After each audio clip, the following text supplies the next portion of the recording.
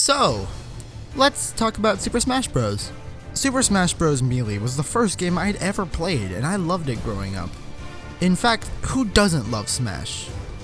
Well, a lot of people, but Smash is a big part of my life. I used to play it every day with my friends during lunch on the 3DS. In my neck of the woods, whenever a new Smash game is announced, the internet quite literally explodes with speculation, reactions, and just general hype.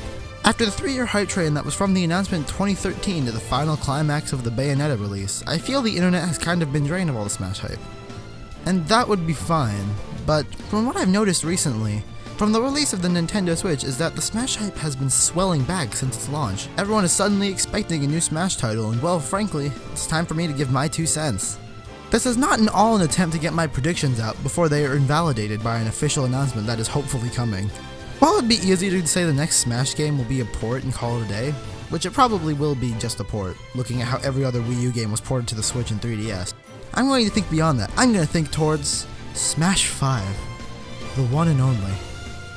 And while we're probably a year or 4 off from Smash 5 actually happening, I do think it will be bigger and better than Smash 4.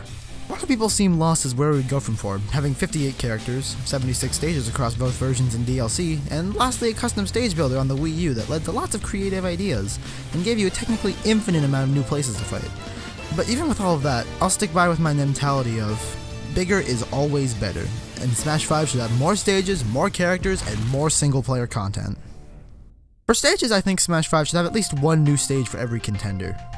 As much as I love seeing Magic Kent as a new stage for Earthbound, it was incredibly annoying only seeing Onet in the Wii U version. The new stages Smash U got were big, full of love and care, but the ones that just got ported over felt the same and frankly quite boring. I know there's no difference between Bridge of Elden and Brawl and Wii U, but for some reason it just felt so boring on the Wii U version, whereas in Brawl it felt so fun. I can't really explain it. The 3DS version, however, it kinda had the best of both worlds. Of course, several characters were missing their own stages, like the Wii Fit trainer being delegated the Nintendog stage, but the stages it did have new were incredible, and the ones that were brought back felt new and enjoyable. From the Wii U version, I always felt that it was monotonous, and a lot of the game was constantly rehashing itself. But we will get back to that when we talk about single-player content. Now, on to characters. Who should they add? What should they change? Well, first, the staples. Smash Bros. Has always had at least one joke character and one retro character per game. In 64, Jigglypuff was a joke, and Ness was the retro. In Melee, Pichu was the joke character, and Ice Climbers and Game & Watch were retro. In Brawl, Rop stood as both a joke and a retro character alongside Pit and Lucas. And in Smash 4, we had Wii Fit Trainer as a joke, and Duck Hunt was our throwback. But from here, where do we go? Well, for retro characters, the answer the fans seem to want is Takamaru, or for those of you who haven't heard of the mysterious Murasame Castle, this assist trophy guy.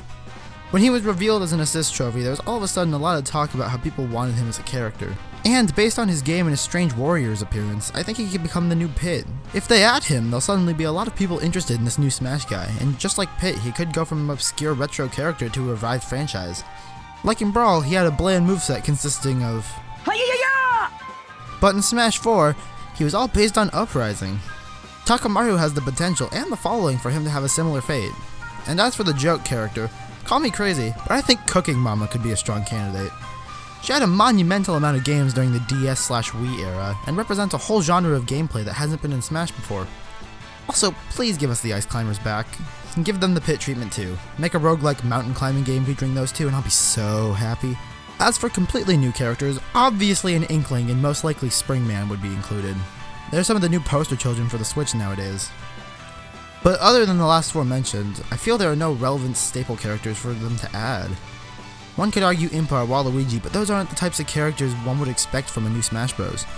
We all want the Little Macs, the Bayonettas, the Mega Mans, the ones people wanted but never thought they'd actually happen. Now I'm not saying Impa and Waluigi won't happen or that they're not wanted, but the secret here is including more third parties.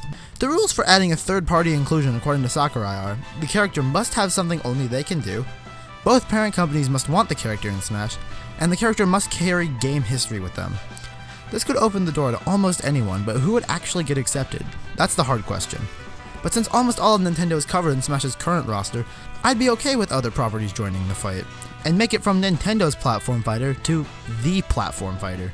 Picture Mario slamming down with Crash Bandicoot and Master Chief at the top of Hyrule Temple. Then at the bottom area, Link, Shovel Knight, and Shantae are also fighting. Then Parappa the Rappa and Sonic are also fighting on the other side of the stage, and yeah, you get my vision. And with the Switch, Wii U, and 3DS drowning in Nindies, the potential is there. Shovel Knight, Shantae, Rusty, Quote, Commander Video, Isaac, Gunvolt, Vice President of the Earth, Gunman Clyde, Paddywagon, Max, Hugh and Val, Lilac, Player, Boxboy, Viridian, Mr. Shifty, Steve, Owlboy, Noodle, Yuka and Laylee, Maxwell, Beck, and possibly even Meat Boy would all make great additions, and all their developers have been playing really nice with Nintendo lately. So, we'll see. As for characters I think need reworks, most of the Zelda characters need something. They haven't changed in so long and feels weird compared to the changes most of the other characters have gotten. Much like most of the Zelda fanbase themselves, they all feel like they won't move on from Ocarina of Time. And I know that their outfits are based on Twilight Princess, but their movesets are not. The Links, I think, are fine where they stand. Sheik, I think, is also fine. He has a mostly original moveset based on being a ninja, but he never really did anything that defining unless you count the Warriors games, which would make a really interesting moveset, but I think where he is, Sheik stands strong on his own. Zelda is a character I hate, and I've only met one person who can play her without completely sucking. Shout out to you, Connor.